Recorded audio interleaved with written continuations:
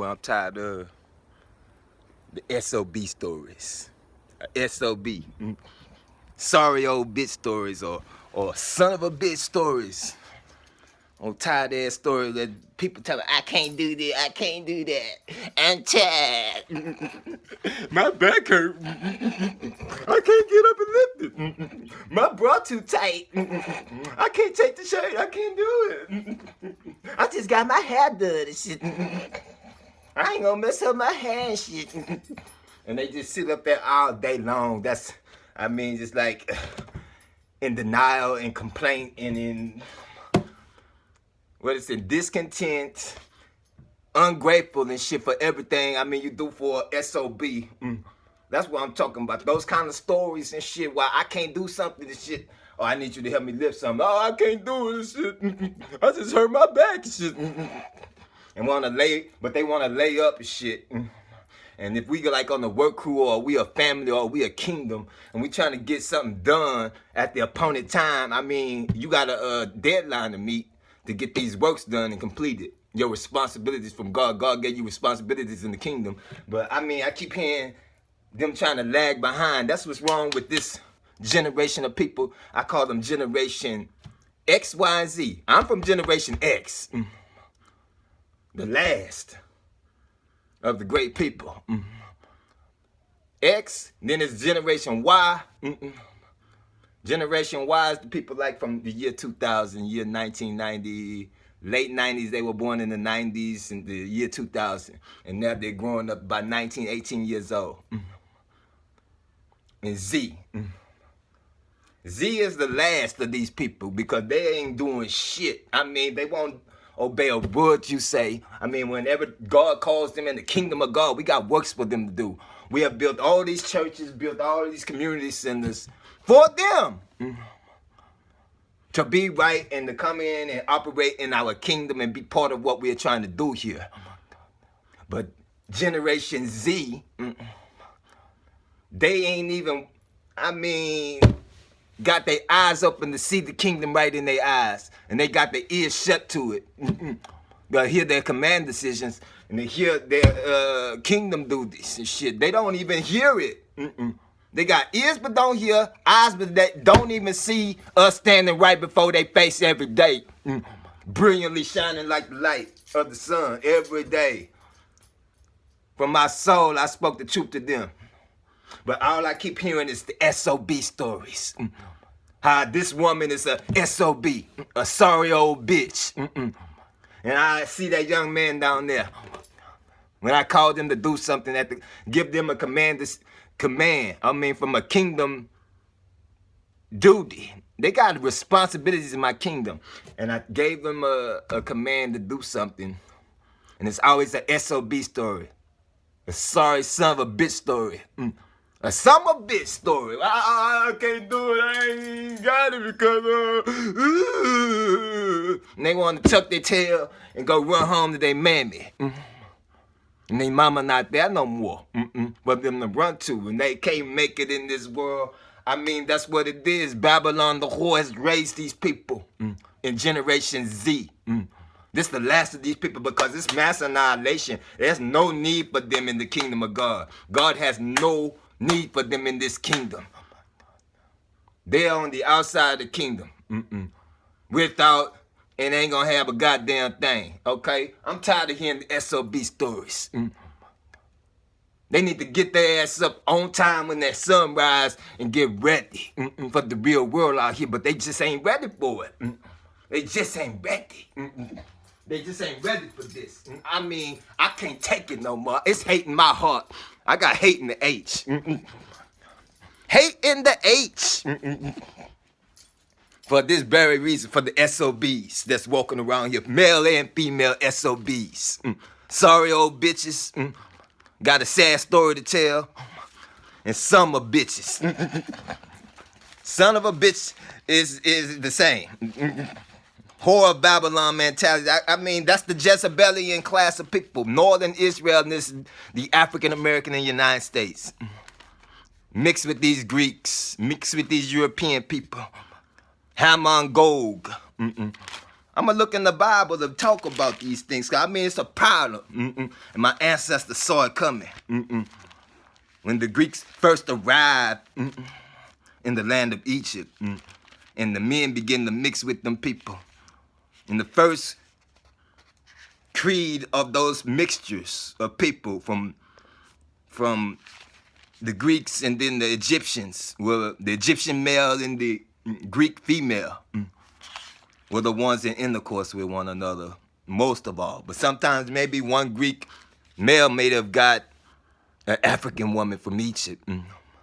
And they're making these, we call them kafirs or kappers, which is a derogatory term for a Negro European. So kafir or a mulatto, you're mixed. This mixed culture and this mixed breed of people. The Bible called it Ham Gog. Ham is the ancestor of the black people, Haman. And Gog is a chief prince of Meshech and Tubal, which is Italy and Greece. Okay. Haman Gog. And God prophesied against that, in the book of Ezekiel. I think it's Ezekiel chapter 38. He says to those people in the book of Ezekiel. Let's find it real quick. I want to say this. I mean, because that's the S.O.B story. I keep hearing this, what the prophecy had prophesied that I'm looking at. It was saying that, and God gave a sentence to them. He saw in this crystal skull what was going to happen in the latter days, what they was going to become and what they was going to be in the world to do. And God was not pleased with that, with what they were doing.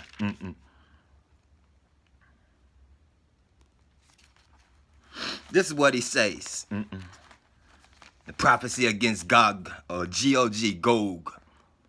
Gog and Magog, whose effigies are in Great Britain at Guildhall in London. And they got all of the Hebrews, just like the lost tribes of Israel. Some of the tribes, one of the lost tribes called Ephraim from the house of Joseph, who is the heir to the kingdom of Egypt. Because Ephraim and Manasseh were born in Egypt, right? So they are the inheritors of all of the land of Egypt. That was the land of their promise. But from Abraham, Isaac, and Jacob, who is Israel. That's how the tribes of Israel have the inheritance of the land of Egypt in the land which was formerly called Canaan. But it didn't belong to Canaan, it was belonging to Shem. Okay. It's all Semitic. It's supposed to be. But now the Greeks and the Romans, Ptolemy and Seleucus, took over that land because Israel fell out of grace over there. And the mixture of the blacks with the whites has given the Europeans a claim to those lands that belong to Israel. I was talking about this earlier on the last program about the Alexandrian Jews who became, that's what they were called, Alexandrian Jews, from the time of Alexander the Great. Alexander's conquest brought in a new modification of the ancient world. He modified it. The people that came from Alexander were called the Jews of Egypt. In Alexandria was the city they built for Alexander the Great. So Alexander the Great, before he died and became, before Alexander became great, he went to the oracle of S.O.B, which is in Libya, and asked the oracle, am I a son of the land of Egypt? And why he was asking the oracle at S.O.B was because when he went to King Philip of Macedonia, his mother, Alexander's mother, was named Olympia, Olympias. And her husband, King Philip II, was the king of Greece, king of Macedonia. And he was putting her away. He didn't want her no more because she, for some reason, he didn't want her. And she was having an affair. And he put her away. And when she came to the land of Egypt. She must have met a Phoenician prince called Nectanambo II. That's what it says in the Keber Nagash. We're going to look into that further too. And Nectanambo II is the biological father of Alexander the Great. So Alexander's the Great, if he was part of the Hamon-Gog process, meaning partly black and partly European, a Greek mixed with the Egyptian bloodline, he would have came out looking like a Creole, okay? Golden brown color. So when Philip II looks at this child from his ex-wife, Olympias, he knows that child is not his. It's not European like him. It's not Creole. I mean, it's not Caucasian like he would have been. It's not a Greek son. He's not a son of Macedonia. So they didn't accept that Alexander as the heir to the throne of King Philip in Macedonia. So by the time Alexander turns 20 years old, he is soul searching. And he goes to the oracle of S.O.B, which is in Libya, and summons the oracle to let him know if he is a son of Egypt, since he didn't look like he was a Macedonian Greek in the house of King Philip II. And the oracle said, yes, you are a son of the land of Egypt. Your father is the pharaoh of Egypt called Nectanambo II.